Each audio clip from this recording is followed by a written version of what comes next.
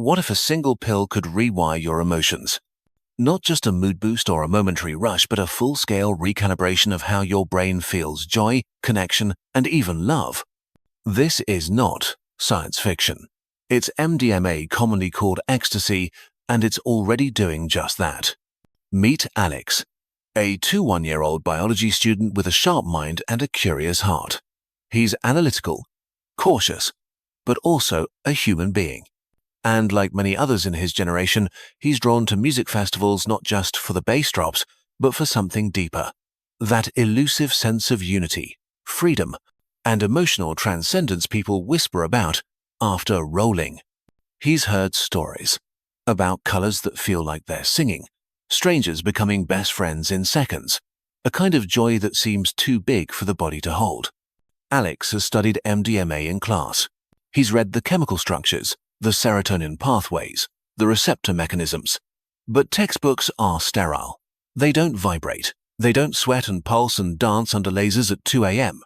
So, as one festival draws near, Alex faces a decision.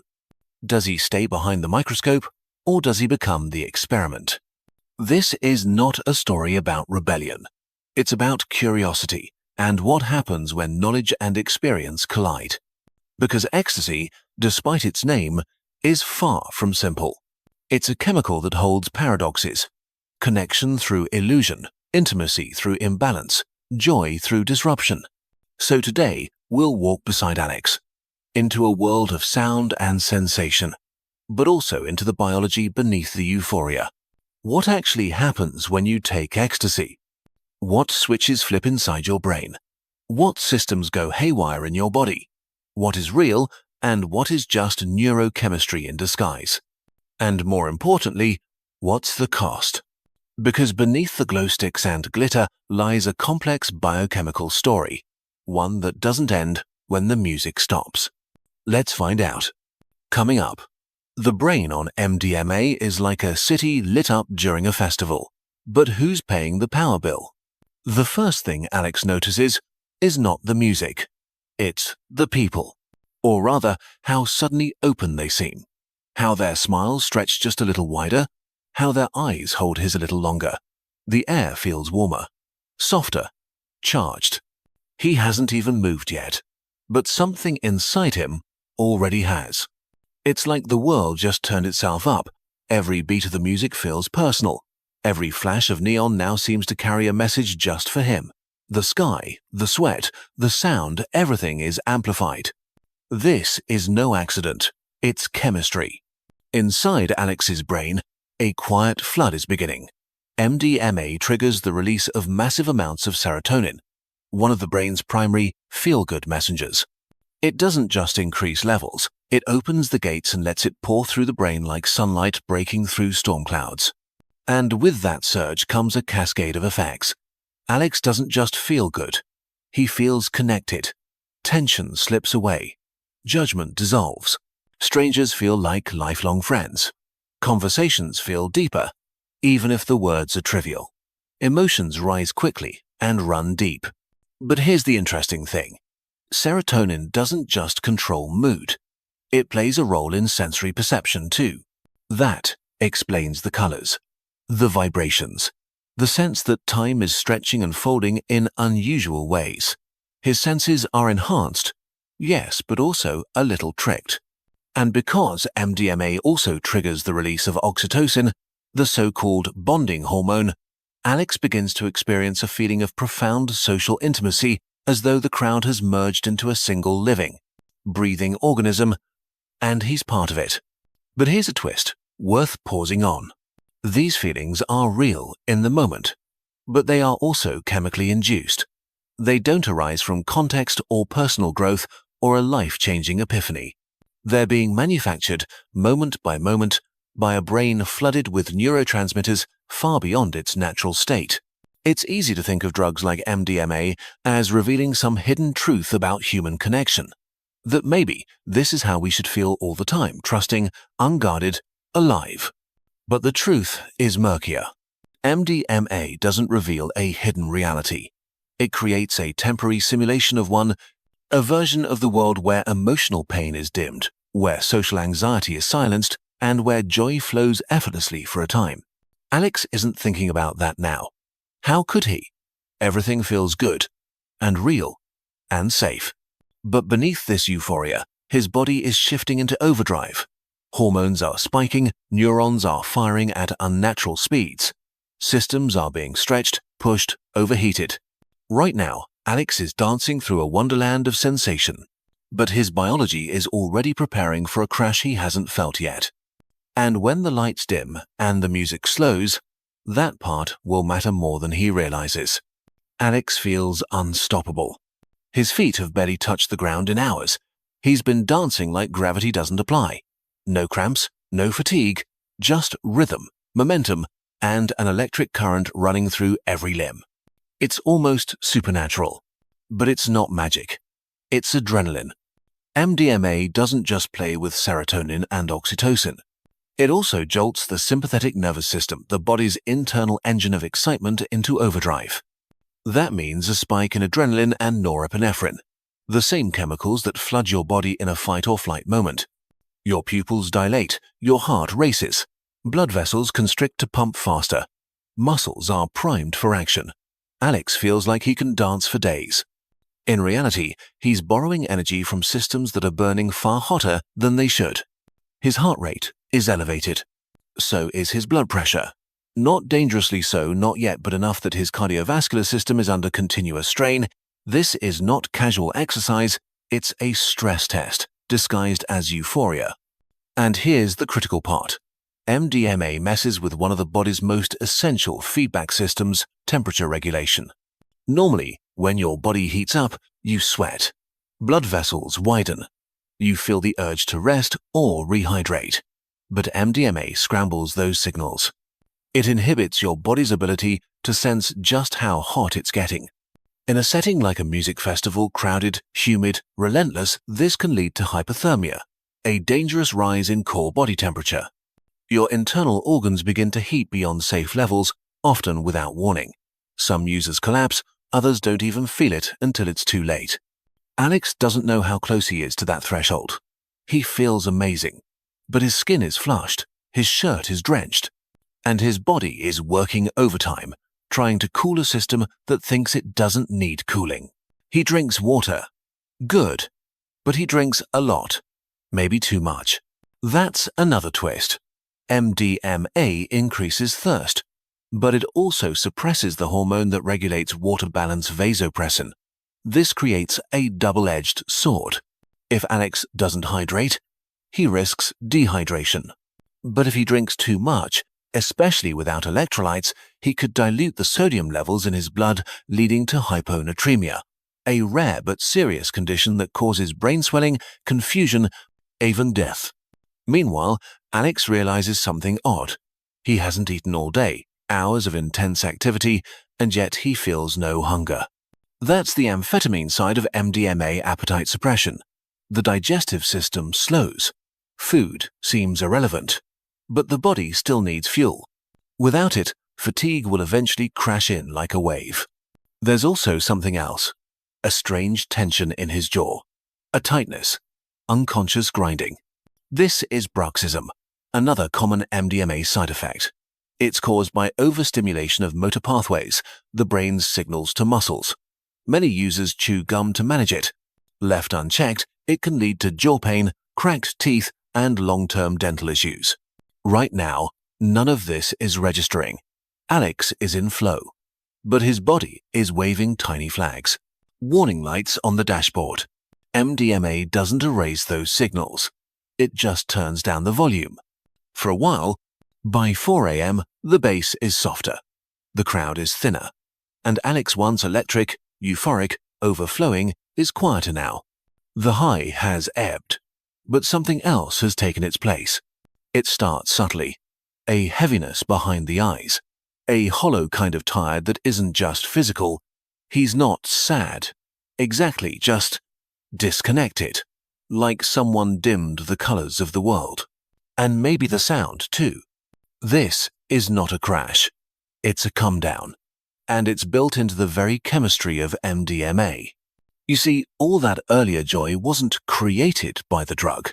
It was released. Serotonin, dopamine, oxytocin, your emotional fuel tanks, were opened wide and drained all at once. Now, they're empty, and the brain doesn't refill them instantly. Without those transmitters, emotions feel flat. Thoughts loop. Anxiety creeps in. Some people feel paranoia. Others just feel numb. Alex doesn't panic. He's studied this. He knows it's temporary.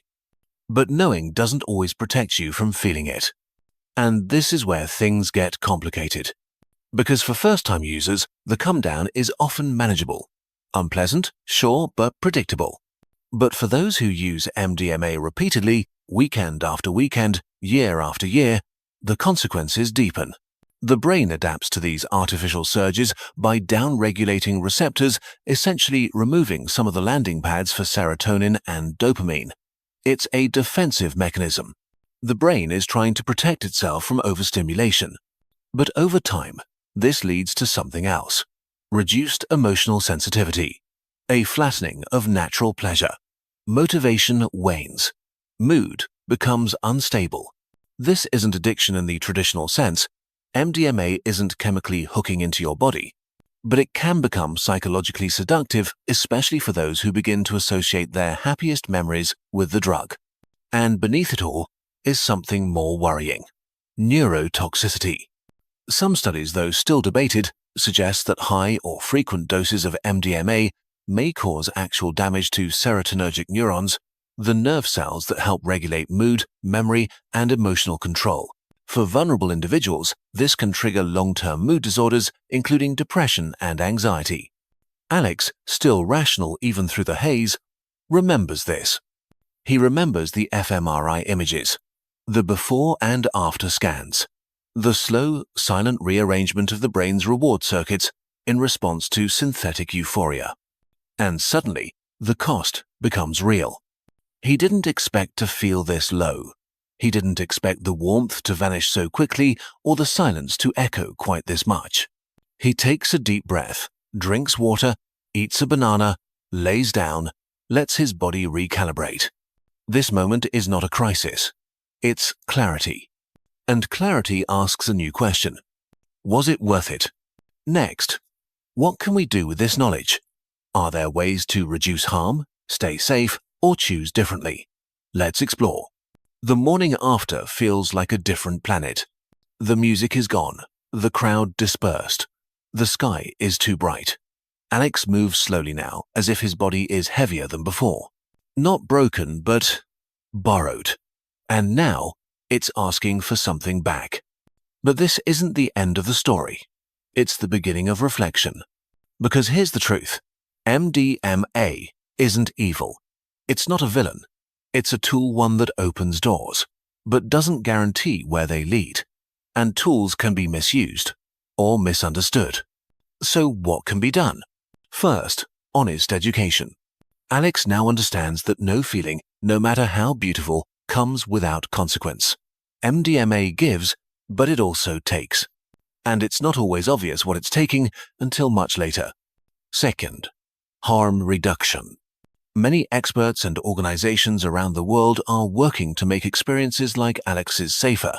They emphasize hydration, but not overhydration. Resting between dance sessions, eating light, nutritious food, using test kits to verify substance purity, never mixing MDMA with alcohol or other drugs. These aren't endorsements. They're reality checks. Because pretending MDMA doesn't exist or that no one will ever try it only creates more danger. Silence leads to ignorance, and ignorance leads to injury. Third, awareness of mental health. Not everyone reacts to MDMA the same way. People with underlying conditions like anxiety or mood disorders may be more vulnerable to the psychological aftershocks. For them, even one experience can be destabilizing. Alex is lucky. He was healthy, well-informed, and cautious. But even then, he felt the weight of the come-down. The question he now faces is deeply personal. Should he ever do it again? There's no universal answer. Some people walk away from their first MDMA experience with fond memories and no regrets. Others are left shaken, even scarred. That's why the fourth and perhaps most important solution is self-awareness. You are not a machine. You're not a brain in a bottle. You are a system, physical, emotional, historical, shaped by your past and carrying the seeds of your future. MDMA doesn't rewrite who you are. It just presses fast forward on your chemistry. And sometimes the body doesn't like skipping scenes. So if you ever consider using it or already have, ask not just what will it feel like, but what does it mean for me? Alex now carries a memory, a bright, flashing, beautiful blur, but also a lesson. The body speaks even when the mind is silent. And more importantly, experience without context is not understanding. That's the core of informed choice, to see the full picture, not just the peak, but the fall. Not just the light, but the cost of burning it. Finally, so what does it all mean? What does ecstasy teach us about ourselves, our search for connection, and the strange chemistry of joy? Let's conclude. In the quiet after it all, Alex watches the sunrise. His body is calm now. The beat has faded. The chemicals have ebbed. But something lingers, not the high, not even the crash, but a kind of awareness. He isn't who he was 24 hours ago. Not because MDMA changed him, but because it revealed something. Something both beautiful and unsettling. We spend so much of life chasing feelings, connection, joy, belonging. And for a brief moment, MDMA offered Alex all of them wrapped in light and music and warmth. But now, he realizes something deeper. If a molecule can manufacture those feelings, how real are they? And if they feel real, does it matter? That's the philosophical paradox of ecstasy. It blurs the line between what we feel and why we feel it. It shows us a version of reality where love flows easier, where strangers become soulmates, where the self dissolves into something larger. But it's not sustainable, and it's not free. The joy MDMA delivers is powerful, but it's borrowed. From your serotonin, from your nervous system, from your ability to feel joy naturally. And that raises a deeper question. Why do we need a chemical to feel connected in the first place? Why does it take a synthetic boost for us to dance without shame, speak without fear, hug without hesitation? Maybe the real lesson isn't about MDMA. Maybe it's about us. About the barriers we build around emotion. The armor we wear. The way modern life filtered, optimized, distracted, leaves us craving intensity just to feel real. MDMA didn't give Alex a shortcut to happiness. It gave him a mirror, a chance to glimpse how powerful his own emotional system could be if it wasn't so often suppressed. So perhaps the takeaway isn't to condemn the drug or glorify it, but to listen, to notice the needs it speaks to, the gaps it fills, the questions it raises about how we relate to ourselves and each other. Because the real magic isn't in the molecule. It's in the potential we glimpse when it lowers our walls, and the challenge of learning how to find that same connection without it. Alex won't forget that night, but he won't chase it again either. He now knows the difference between feeling everything and understanding what those feelings cost. He walks away not broken, not reborn, but wiser. And maybe that's enough. Because in the end, we're not here to say, never do this, or always do that. We're here to ask, what kind of life are you trying to build, and how much of it do you want to feel fully without filters? The answer isn't in a pill. It's in you. Thanks for watching. 2. If you found this valuable, check out our deep dive into what happens when you take cocaine or explore the strange science behind artificial happiness. And if you believe informed choices matter, consider subscribing.